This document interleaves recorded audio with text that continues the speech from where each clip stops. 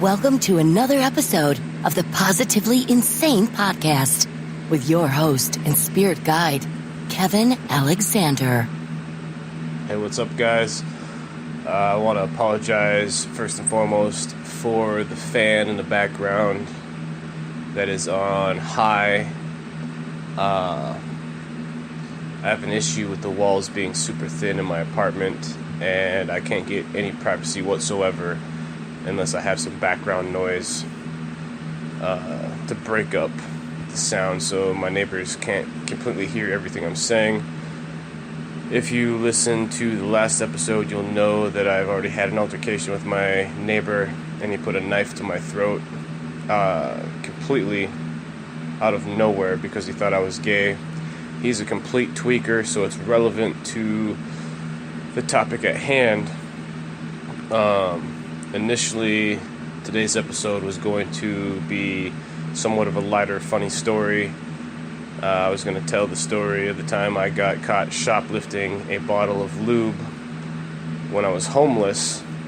But not only did I get caught shoplifting lube, I got caught literally with a pocket pussy in my pocket. And it's a great story, and I'll tell it at another time. But today, I finally realized, after some time fucking around on Facebook, that it has officially been a year since I made the decision to do whatever it was I had to do to kick my meth habit. And I've done a lot of drugs over the last 7 years. The list of drugs, and I'd written them down at one point in time because I used to be proud of it. I've done well over 60 different drugs in the last 7 years. From the time I was 26 to 32, I did almost anything and everything I could get my hands on. And it's a vast list. Pretty much every psychedelic you can think of, every stimulant you can think of, from meth to Adderall and every variation thereof, to MXC, which is the designer version of ketamine. I've done ketamine, DXM. I mean, the list goes on. I could sit here and give you a ton of acronyms you've probably never heard of, because a lot of these drugs were research chemicals that you could buy online for free. Or not free, but you could buy them online legally at a certain point in time before they became scheduled. And just because you could buy them legally as a research chemical does not mean that they were any safer or any less fucked up than your everyday average drug that you can get on the street. But of all the drugs I've ever done, I've only ever really struggled with 4 or 5 of them, and meth was one of the ones I really struggled with. It was the third hardest drug for me to kick. I'll talk about the other 2 in a different episode, but this one's all about meth. I'm going to tell the story of how I decided to get the fuck off this shit, and it was very difficult, but I did it on my own. I did it on my own terms, at the best that I could, and it eventually worked. But when I started using meth, I was staying with a friend because, like I said, I was homeless for a while. You know, the last 7 years I was a complete fuck up. I fucked up a lot. I burned a lot of bridges, and I was homeless, and this friend of mine let me stay with him, and he got me into meth, and I used it every day. Jesus Christ. I used it every day for 6 to 8 months. I can never remember exactly how long I used it, but 3 to 5 grams a week, which is pretty heavy in my opinion, but I know a lot of people who did a lot more. But the thing was, like, I never had to pay for it. You know, I never had to pay for my meth habit. I was so embedded in the life of the people who were selling the shit in town, and the person I was living with was using constantly, and he didn't like to get high on his own, so every day he's passing me that fucking meth pipe. My own father was selling the shit. He knew that my brother and my sister-in-law were into it, and they had quit. They were clean for a long time, and then my father helped get them back into it. And I wanted to stop using for like 2 or 3 months before I finally did, but my own father kept talking me out of it. My own father was a goddamn junkie, still is to this day, and he wanted to surround himself with other users to justify his own use. My dad's dream, hands down, my dad's dream was he wanted to be the plug. He wanted to be the guy that sold the shit, and he wanted me and my 2 brothers to basically run this fucking meth business with him. He wanted us to cook it, he wanted us to sell it, and he wanted me primarily, because I'm the bigger, more aggressive person in my family, he wanted me to be basically his collections agent. If somebody fucked him over, he wanted me to be the guy that went and slashed the tires, or threw a Molotov cocktail through their window, or showed up in a ski mask and beat the fuck out of somebody demanding the money. That was who my dad wanted me and my family to be. To this day, he would love that if my brothers and I decided to get with him and do this shit. All of us have gotten off meth except for my father. I've pretty much disowned him. I haven't talked to him in a very long time. But so for about 6 to 8 months, I was a heavy meth user, and I hated it. I fucking hated meth. I didn't even like it. I hated who I was when I was high. I hated the way it made me feel. I hated the way it made me look. I lost 20 pounds, an unnatural 20 pounds. I fluctuate very, up and down between 250 to 230 pounds.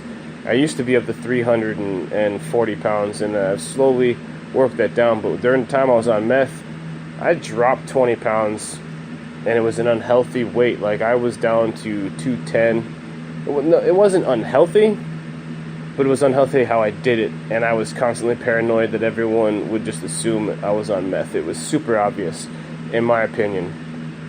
And, to be honest, the whole time I was using meth, I didn't give a fuck about anything other than porn and sex. Like, I was obsessed with porn and sex. And thank God I never had meth sex. Because I would have made some terrible sexual decisions. Some awful sexual decisions. But as it was, I just spent countless hours watching porn. Countless hours. I don't even want to add it up. It was fucking ridiculous. I almost did nothing else. For 6 to 8 months. And I was disgusted with myself. And for the last 3 months, I wanted to stop. But I was living with a heavy user who was highly paranoid.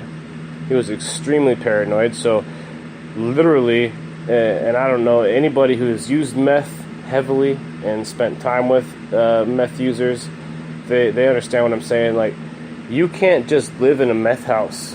You can't just be the only guy in a meth house who gets sober and clean, because everyone's going to look at you like you're a snitch. What the fuck is Kevin doing? Why did he stop using all of a sudden? Is he snitching on everybody? He's on his phone in the corner the whole time. Is he recording videos of everybody? constant paranoia. My paranoia wasn't that bad. I'm not a fucking idiot. I've done a lot of drugs. I've done a lot of fucking mind-blowing psychedelic shit. I know what sleep deprivation does to a person. I know what it's like to be awake for a very long time, and I know what that paranoia does to people. I've seen it. I've seen other people have undiagnosed schizophrenia. Like my friend, I won't say his name, but I watched him. He's clearly got undiagnosed schizophrenic issues, and when he was on meth, it was magnified 100-fold. 100-fold. He was literally insane, and I would get high as fuck and stay up for a long time, and I would have hallucinations. But my intelligence level is high enough. I knew what the fuck it was. I knew what was happening to me. I knew that this was sleep deprivation. I'm high as shit. I'm tweaking off my ass, and what I'm seeing isn't real. And I kind of enjoyed it for that fact. I like trippy shit, but I know it's not real because I've done many other drugs that fucked with my mind on a much higher level and made me question reality on a much scarier level than meth ever did. So by the time I was a meth user, I was pretty comfortable with my sanity and my ability to tell the difference between reality and delusion.